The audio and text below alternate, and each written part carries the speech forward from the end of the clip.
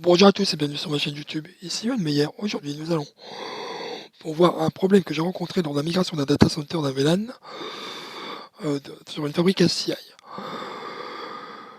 Donc déjà pour commencer, je vais prendre un petit schéma qui n'est pas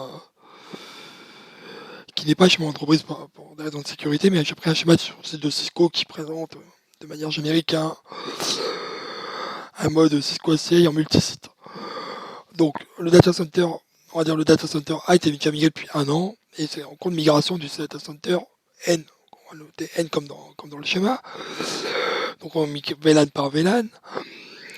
Donc ils ont migré un VLAN téléphonie et deux équipements doivent joindre le serveur qui se trouve dans le data center N. Ce qui se passait, c'est qu'il y a un des deux équipements qui ne pouvait plus joindre le serveur qui était dans le data center N. Il y en a un dans le même VLAN, les deux équipements étaient dans le même VLAN, un pouvait l'utiliser et l'autre non. Quand on a fait retour arrière, ça a fonctionné. Donc on a remigré. Ce qui s'est passé, donc on avait pris les traces réseau de ce côté-là, puis voir si ça sortait bien vers le lien WAN entre les sites. Donc le flux sortait bien, excusez-moi, le flux sortait bien, mais il y avait bien de l'autre côté, mais ça n'arrivait pas au serveur. Donc on a fait un span sur le switch en question où était connecté le serveur pour pouvoir voir ce qui se passait d'un point de vue des flux réseau. Ce qu'il faut savoir dans une fabrication en multisite, l'ensemble des flux sont encapsulés dans un tunnel VXLAN qu'on ne verra pas dans cette trace réseau car la trace que je vais présenter est capturée dans le data center N pour comprendre ce qui se passe. Donc ce qu'on va faire, nous allons regarder ce qui se passe dans la trace réseau et voir comment ça a été résolu derrière. Je vais vous expliquer comment ça a été résolu. Donc, comme c'est une migration, on fait des pings avant-après et on s'est basé sur les requêtes ICMP pour voir notre problème. Donc on a deux machines qui sont en réseau 192.168 0.13 et 0.20 vers le serveur en 192.168 10.13 qui est dans l'autre data center. Donc on peut le voir tout de suite, la 0.13 à chaque fois il n'y a pas de réponse. Et la 0.20, ça répondait bien dans le même sous-réseau, il n'y a pas de problème. Mais il y a une machine où ça ne répond pas. Donc ce qui va nous intéresser là actuellement, on va regarder en premier la requête. Parce que ce qui nous intéresse, c'est la requête. Pourquoi une requête, on a une réponse et l'autre, non. Donc ce qu'on va regarder surtout là, parce que c'est l'ICMP, c'est pas la réponse ICMP qu'on attend. C'est pas un problème, c'est pas ça qui nous intéresse. C'est vraiment la partie IP. La partie IP qui nous intéresse. Donc ce qu'on va voir, on voit la source de destination. Il manque pas que les paquets sont pas fragmentés. On en verra plus tard dans une prochaine vidéo la fragmentation des paquets.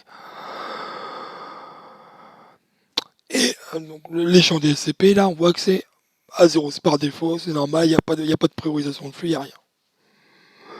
Et là, on a bien une réponse de notre serveur vers notre équipement dans le data center. Maintenant, intéressons-nous à l'autre équipement où ça ne fonctionne pas. Est-ce qu'il y a une différence? Nous arrivons donc sur ce serveur-là.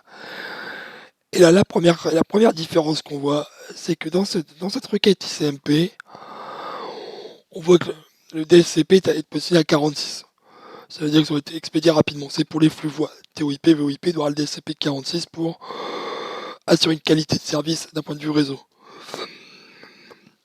Donc on voit que la seule différence qu'on voit, c'est la partie DSCP.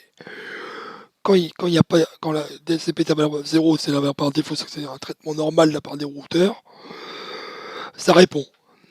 Et quand il y a le DSCP 46, on n'a pas de réponse de la part du serveur. En fait, il ne reçoit pas le flux, en fait. Le flux n'est pas reçu, en fait. On a fait un TCPM sur le serveur aussi en même temps, il ne recevait pas il ne voyait même pas la requête. Donc pourquoi cette différence? En fait, si je reviens dans mon schéma précédemment, en fait, dans la partie SQLC, on se base sur des tenantes. Il y a le tenant management pour manager nos équipements. Il y a le tenant infra qui gère la configuration de l'infrastructure, des objets au niveau de l'infrastructure de notre fabrique ACI et de nos tenantes c'est un tenant multisite. Et on a nos tenantes dits applicatifs, on a tous nos VLAN, toutes nos VLAN, toutes nos configurations de routage et tout, dans cette partie-là pour la partie production. Mais ce qui est intéressant, c'est le tenant infra en fait. Dans le tenant infra, il va gérer la partie L3 multisite. Et ce qui s'est passé, alors c'est Cisco qui a trouvé le problème, hein. Après derrière, ils ont fait des commandes bas niveau, des traces bas niveau dans la fabrique ACI du data center N pour trouver la solution.